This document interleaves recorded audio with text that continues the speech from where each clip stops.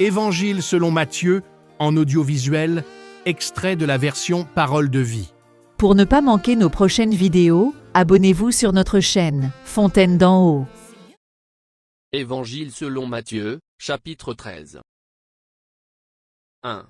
Ce jour-là, Jésus sort de la maison, et il va s'asseoir au bord du lac. 2. Des foules nombreuses se rassemblent autour de lui, c'est pourquoi il monte dans une barque et il s'assoit. Toute la foule reste au bord de l'eau. 3. Jésus enseigne beaucoup de choses aux gens en utilisant des comparaisons. Il leur dit, le semeur va au champ pour semer. 4. Pendant qu'il sème, une partie des graines tombe au bord du chemin. Les oiseaux viennent et ils mangent tout. 5. Une partie des graines tombe dans les pierres, là où il n'y a pas beaucoup de terre. Elles poussent tout de suite, parce que la terre n'est pas profonde. 6. Mais, quand le soleil est très chaud, il brûle les petites plantes. Et elles sèchent, parce qu'elles n'ont pas de racines. 7. Une autre partie des graines tombe au milieu des plantes épineuses. Ces plantes poussent et les étouffent. 8. Une autre partie des graines tombe dans la bonne terre et produit des épis, les uns donnent 100 grains, d'autres 60, d'autres 30. 9. Et Jésus ajoute, celui qui a des oreilles, qu'il écoute. 10. Les disciples s'approchent de Jésus et lui demandent, pourquoi est-ce que tu leur parles avec des comparaisons? 11.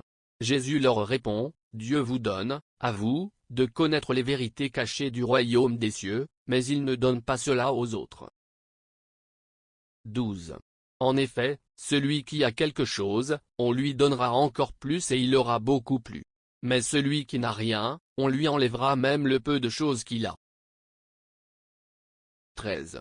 Donc, je leur parle avec des comparaisons parce qu'ils regardent, mais ils ne voient pas. Ils entendent, mais ils n'écoutent pas et ne comprennent pas. 14. Ainsi, il leur arrive ce que le prophète Ésaïe a annoncé, Dieu dit, vous entendrez bien, mais vous ne comprendrez pas. Vous regarderez bien, mais vous ne verrez pas.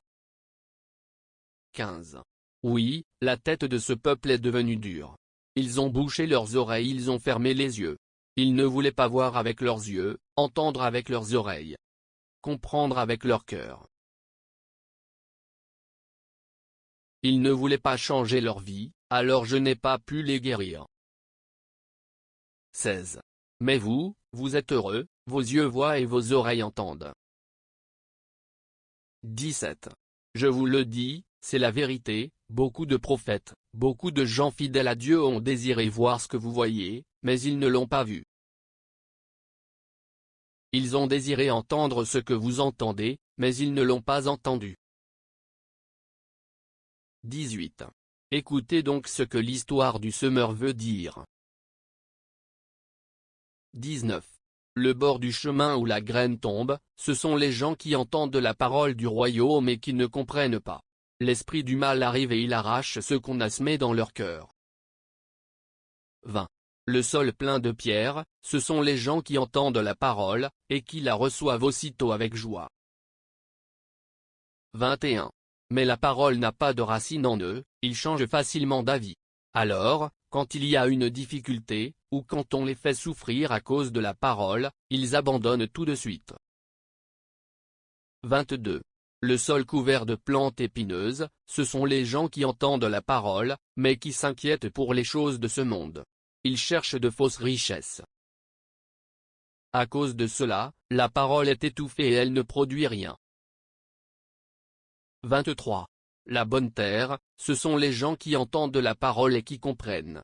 Ils donnent des fruits, les uns 100, d'autres 60, d'autres 30. 24.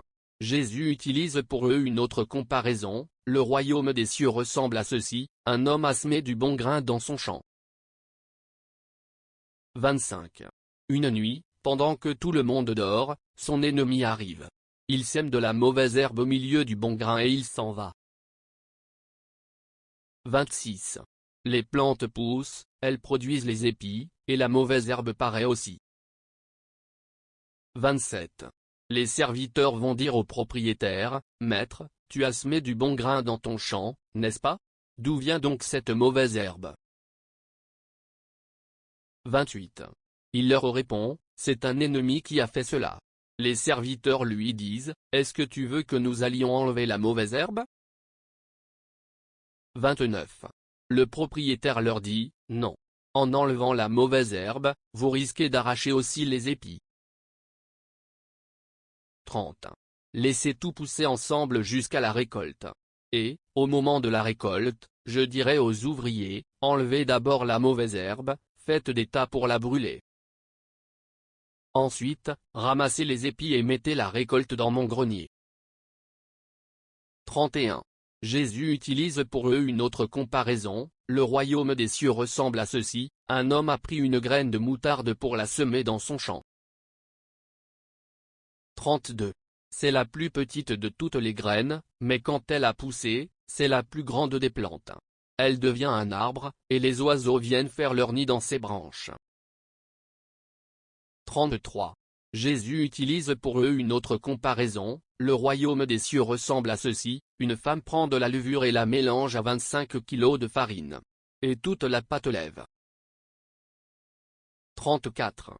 Tout cela, Jésus le dit aux foules avec des comparaisons. Il leur parle toujours avec des comparaisons. 35. Pour réaliser ce que le prophète a annoncé, je leur parlerai avec des comparaisons. J'annoncerai des choses cachées depuis la création du monde. 36.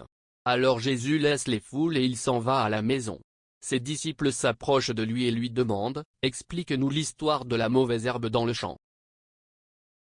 37. Jésus leur répond, celui qui sème le bon grain, c'est le Fils de l'homme. 38. Le champ, c'est le monde. Le bon grain, ce sont les gens qui appartiennent au royaume. La mauvaise herbe, ce sont les gens qui appartiennent à l'esprit du mal. 39.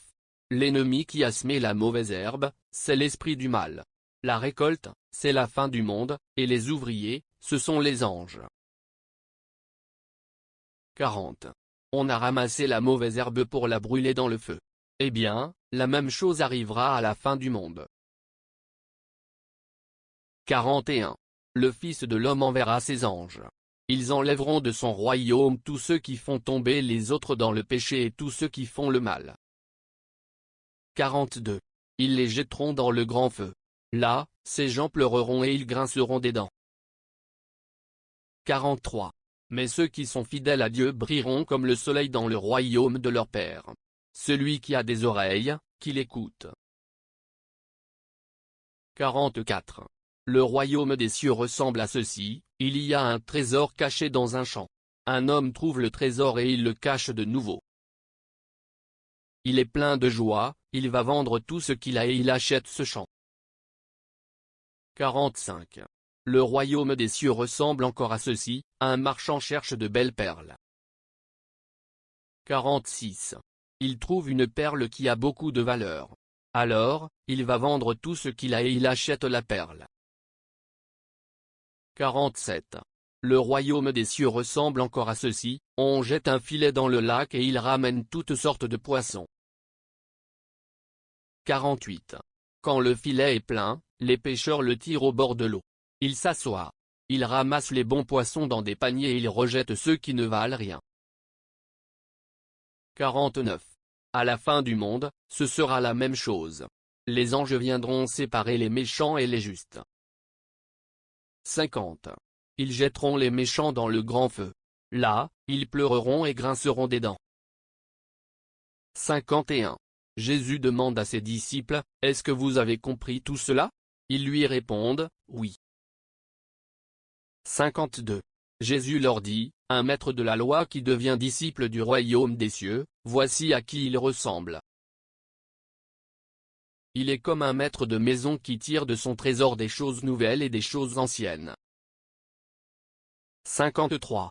Quand Jésus a fini d'enseigner avec ses comparaisons, il quitte cet endroit.